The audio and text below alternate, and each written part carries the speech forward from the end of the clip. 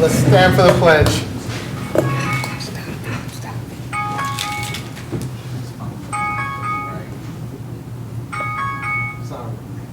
Pledge allegiance to the flag of the United States of America and to the republic for which it stands, one nation, under God, indivisible, with liberty and justice for all. Just continue on. Should we start on time? Ms. Caroline Banks trying to start on time. Okay. All right.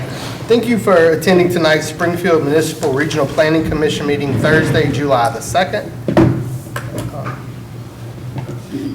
Ms. Marla, if you'll please call the roll. Okay. Bibb? Here. Boyd? Here. Fouth? Here. Gregg? Holt? Moreland? Here. Schott? Here. Thomas? Here. Townsend?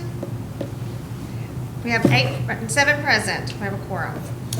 Item 1.3, approval of the minutes from the regular meeting of the Planning Commission held on June 4th, 2026. Do we have a motion? Motion. Second. Second. All in favor, say aye. Aye. Any opposed? Passes. Item 1.4, public comment period. All right. 2.0, under new business. Item 2.1, discuss and possibly take action on a request for rezoning of property on Highway 41 North, map 069, parcel 026.03. Do we have a motion and a second to put this item on the floor? So moved. Second. Ms. Durham? Good evening, Commissioners. The first new business item on tonight's agenda is a request to rezone approximately 3.08 acres located on Highway 41 North from restrictive industrial to commercial services. The parcel is currently split zoned with the frontage along Highway 41 North already zoned commercial services and the rear portion zoned restrictive industrial. Because the rear portion does not have independent access and can only be accessed through the commercially zoned portion of the property, maintaining 2 zoning districts on a single parcel creates practical limitations on future development. The future land use map identifies the rear portion of the property as light industrial, so the request is not fully consistent with the future land use map. However, staff finds that creating a single zoning classification across the property better supports the comprehensive plan's broader goals of encouraging orderly development, expanding commercial opportunities, and promoting efficient land use. I'd also like to note that the property is located within the city's North Industrial Park. Staff reviewed the applicable deed restrictions as part of our evaluation. Based on that review, the proposed rezoning does not appear to create any significant conflicts with those restrictions. The primary impact is that development will remain subject to the required 120-foot minimum building setback from Highway 41. Staff recommends approval of the request to rezone approximately 3.08 acres from restrictive industrial to commercial services. Although the requested zoning is not fully consistent with the future land use map, staff finds that creating a single cohesive zoning district across the property represents sound planning, eliminates development constraints created by split zoning, and supports the comprehensive plan's goals of expanding commercial opportunities and promoting efficient land use. I'm happy to provide any clarification or answer any questions, and I understand there are representatives here of the property. Should you have questions I can't answer. Any questions for Ms. Durham or the representatives on this request? So this rezoning does fall into with the comprehensive growth plan. It falls into the overall goals of the comprehensive growth plan, yes, in the sense that promoting commercial development and creating orderly development. Is there a planned use for the site already, or is it just rezoning? Nothing has been formally submitted. I've heard talks about assisted living facilities, which doesn't fall within restrictive industrial, so providing that one zoning of commercial services makes it a lot easier to develop the property in a use that makes sense in the area. Okay.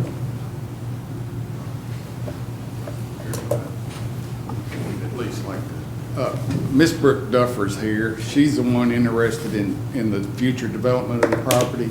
It's going to be a memory care facility. So some of the civil engineering drawings have already been started on that. So, you know, assuming this rezone goes through, that is definitely the intention of this piece of property. Thank you. Any other questions?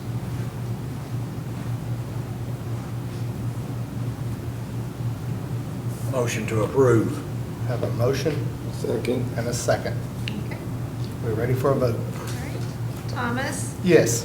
Boyd, Yes. Bibb, Mr. Chairman, I need to abstain, for this is a family member that owns the property, and I'd like to abstain. Yes, sir. Schott, Yes. Fout, Yes. Gregg, Yes. passes with 6. She didn't You call called- me. you I think you called- called Jeff twice.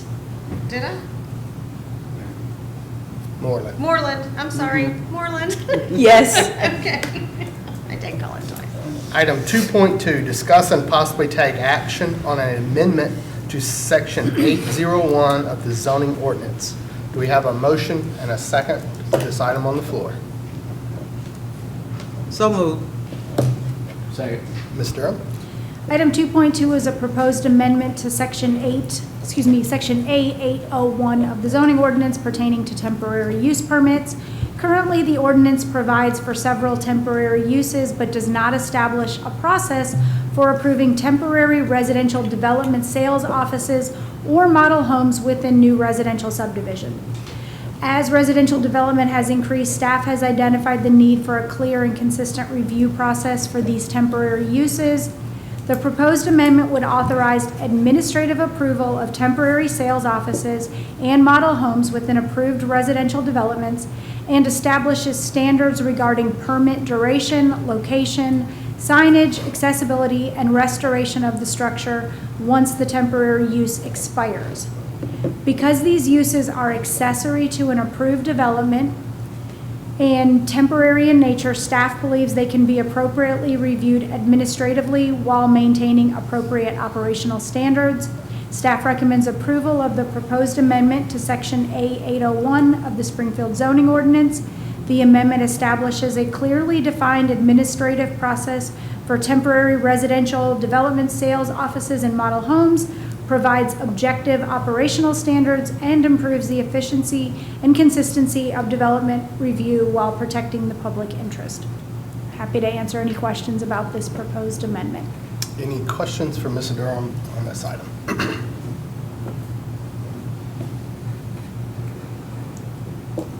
Move for approval. Unless you have a question. We have a motion Second. and a second. We are ready for a vote. Okay. Bibb, Yes. Schott, Yes. Moreland, Yes. Fout, Yes. Gregg, Yes. Thomas, Yes. and Boyd. Yes.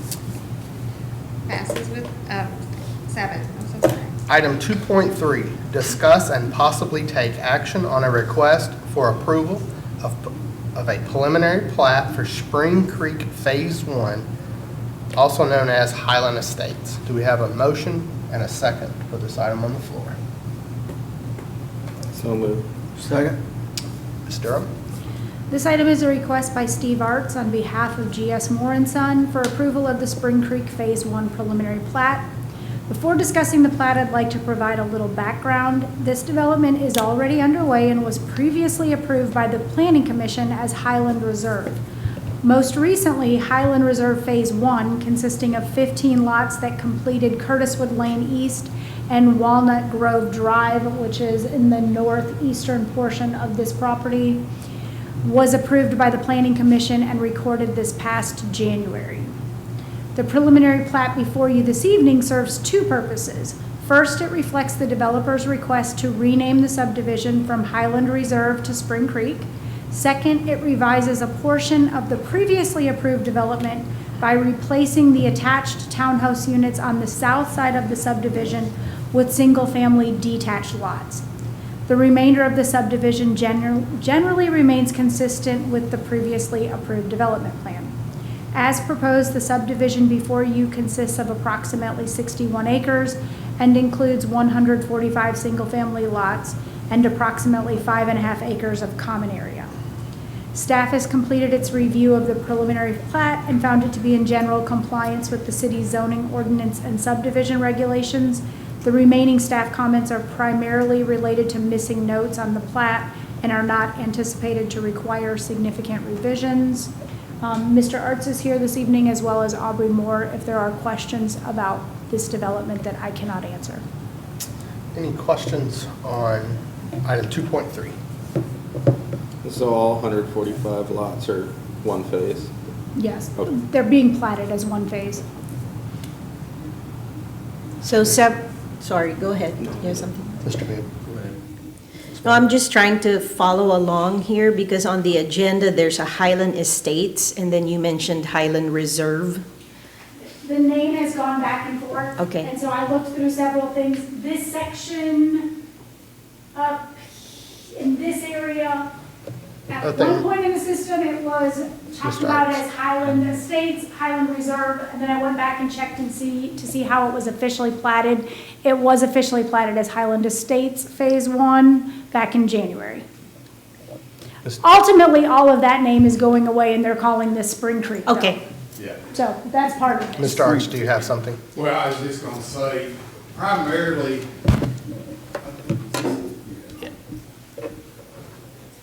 this area right there was all gonna be, townhomes. That abuts the college, correct? Yes. And so now what we've done is basically that area has become single-family residences. Now, this one area, I will note, that one area still could possibly be townhomes in the future.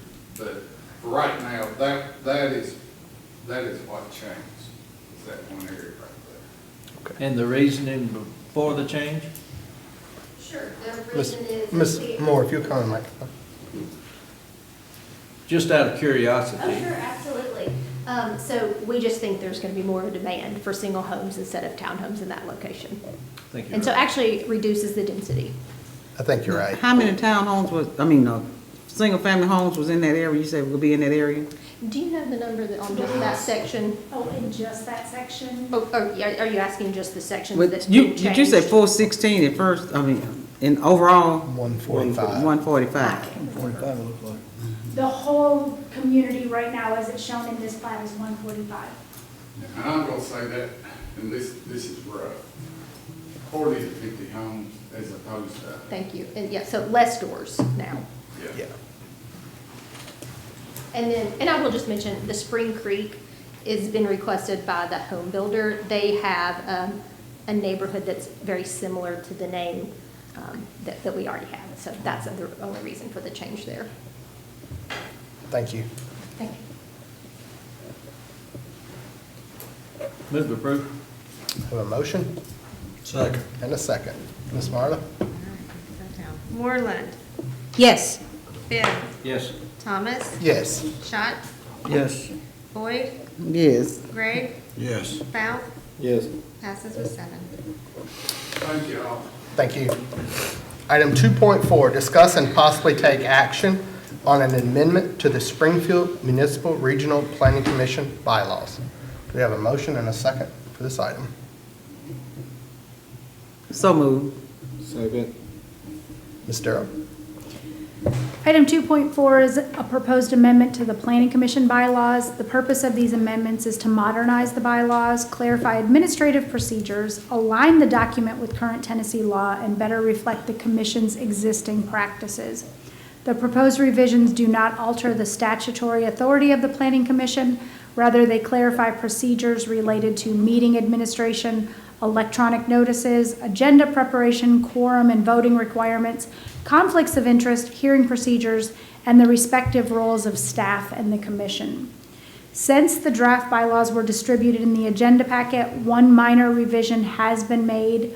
A copy of the updated bylaws was added to Dropbox earlier today. The revision is located in Article 3, Section 6, related to voting. The updated language specifically states roll call votes shall be recorded in the official minutes. The way it was previously drafted implied that the minutes would state each commissioner's name and their vote, as opposed to just 6 in favor, 3 denied, or however it is normally. So we made a slight revision to those bylaws to make it a little more user-friendly when typing the minutes. This change is intended to clarify how roll call votes are documented in the official record and to align the bylaws with current practice. No other changes have been made to the proposed bylaws since distribution. The revision does not change voting procedures or requirements, but simply clarifies the documentation of votes. It should be noted that to the best of my understanding, these bylaws have not been comprehensively amended since 1995. Overall, these amendments are intended to improve transparency, consistency, and administrative efficiency while ensuring the bylaws accurately reflect current municipal practice and applicable state law. Staff recommends approval of the proposed amendments to the Planning Commission bylaws as amended and presented in the Dropbox file. Any question for Ms. Durham?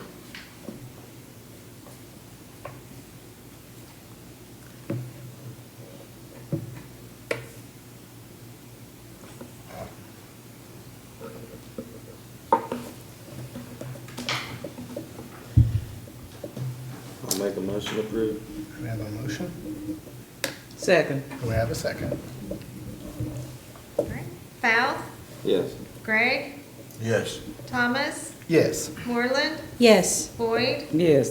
Bibb, Yes. Schott, Yes. passes with 7. Item 3.1, the Community Development Director's Report. Ms. Durham?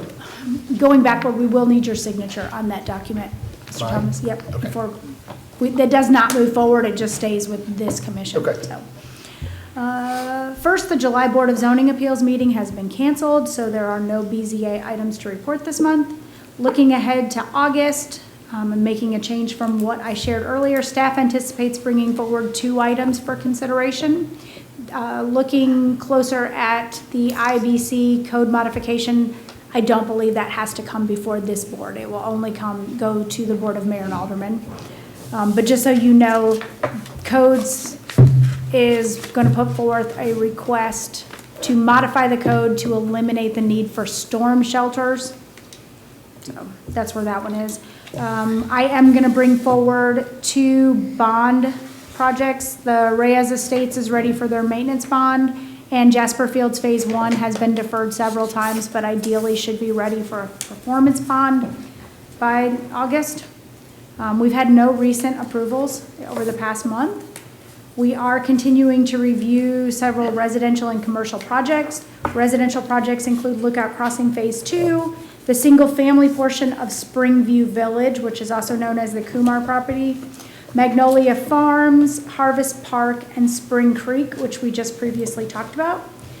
Commercial projects currently under review include a building on Bradley Drive, the Wawa gas station development, convenience store development, fire station number 3, and a Fifth Third Bank branch on Tom Austin Highway.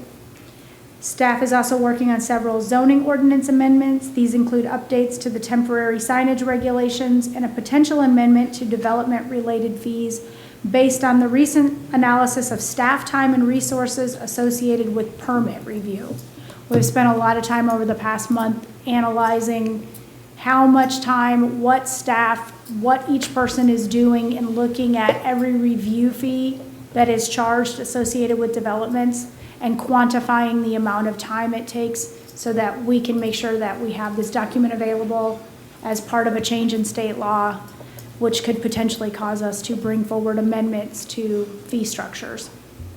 Additionally, the commission has discussed residential design standards over the past several months. If this commission would like to pursue those standards, staff will begin drafting ordinance language.